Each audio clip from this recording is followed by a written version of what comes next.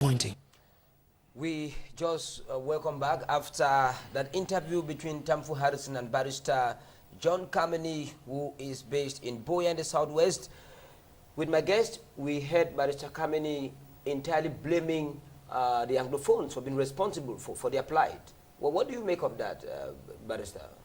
I think that is insanity on the barrister's part, not to mean it literally, to say that the Anglophones are to be blamed for their demise and for their marginalization. Now, before I go into that, I need to correct that the elements based on the Banjul ruling yes, was oppression and domination, not marginalization. That is what the court wanted. Exactly. Okay, then I have to prove those elements, oppression and domination. So not marginalization. Okay, so let's. It should be clear in the minds of all those clamoring for the restoration and of Southern Cameroon they also had to show massive violations of human rights or denial of participation in public affairs. Okay, they do not meet those elements, so their case is out. If I were the judges, okay, I would cite a motion for summary judgment. I think all the barristers know what I'm talking about, motion for summary judgment. Now, coming back to just to indicate, the case is still at the Banjul court, well, and it's not going to go anywhere. Well, it's for the court to decide. As a man of law, you're an expert in the domain, and if you say so, who am I, the ordinary citizen? Well, because it clearly says that the Human Rights Commission noted that autonomy within a sovereign state is acceptable in the context of self-government, federation, confederacy, while preserving the territorial integrity of a state party can be exercised under the African Charter. Bottom line, they're saying that, you know what, you guys can run your mouth as much as you want to run your mouth, okay, as long as you guys do it within the territorial. Are you saying that the court is just maybe... That's why they're making a comment. They did not come with a decision. They made a comment.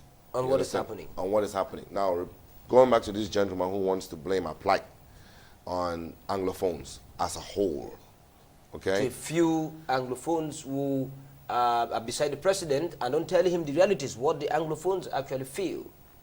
That is what he's saying. Well, the representatives, those who are representing the Anglophones, don't necessarily have to say because it's visible. You go there, you see it. 20% of Anglophones, we represent 20% of... Does it mean since they are 20%, they have to be crushed? We're going to come to another element about what happened in Dedu. Visa Feko, you watch the barrister together with me. He's blaming those who are close to them. I mean, I believe you once worked in the government. Today you are opposing the same system which paid you.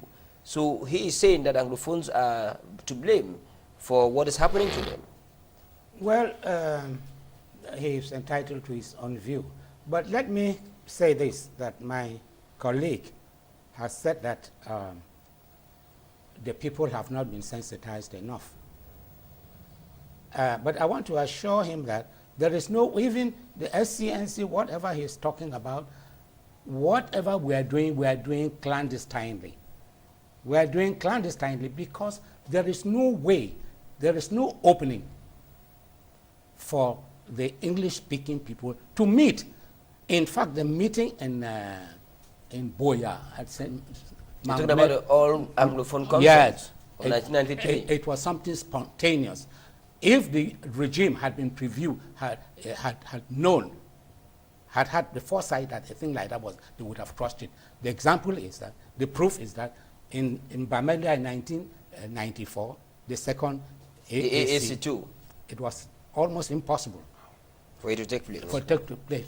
Okay, we are talking about dialogue. There's somebody there talking about dialogue. But this is a regime that is intransigent, that is inert to dialogue, that does not respect anything, does not even respect its own laws. For example, in May of 2000, because of the declaration of restoration of Southern Cameroon's independence by Justice Ebong over Radio Boya on the 30th and 31st. But they acted like terrorists. Exactly. They went no, excuse me. Because of we're talking about facts and figures. The United Nations Secretary General came here and called for the dialogue between the SCNC and BIA.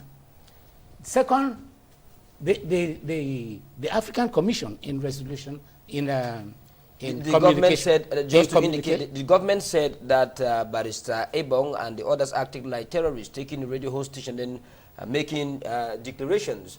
Don't you think they would have maybe used other means to have themselves given time to express their own feeling? But that is, again, that is your opinion. But I do know that it was as a result of that the Secretary General of the United Nations, Now, Barrister, United Nations Secretary General, Barrister has a reaction.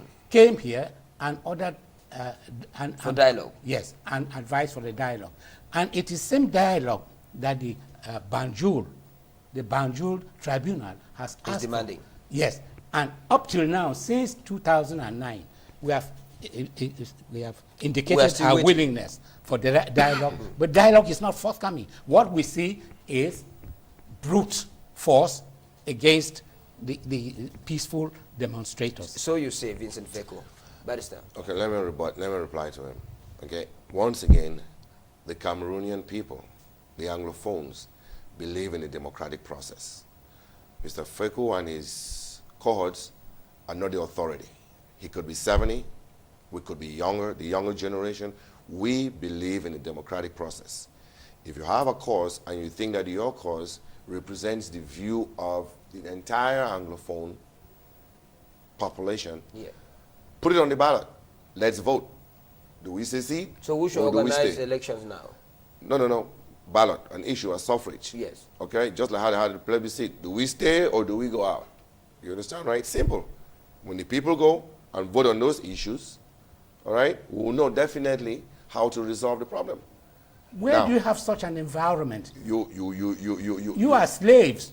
You want to go and tell your slave master that you want to come out of slavery? People might not be too happy to hear you call them slaves. Oh, well, we are. Well, that is your view. And again, I believe in the process of dialogue. We've noticed that in the developed world, people who are reasonable, they go for dialogue. They go for dialogue. And the issues that we have as Anglophones got to be addressed. There will be no dialogue dealing with factions, because I do not see the government coming to sit with the SCNC and say, okay, fine, you know what? Tell me what your issues are. That would be ridiculous, because the SCNC does not represent the general view of the Anglophone people. Now, dialogue with the president regarding the Anglophone issues. Hey, are we being represented with taxpayers? We pay money. The problem is we have companies, to ensure that we are being represented and not the issue of secession. Perfect. Now, President Biatu received New Year's wishes in Yaoundé, and during the occasion, he told diplomatic community in Cameroon that Africa remained silent while the West decided on the fate of the African continent. President Paul Biya therefore called on the African continent to make sure that their own voices are eventually heard on issues concerning the continent.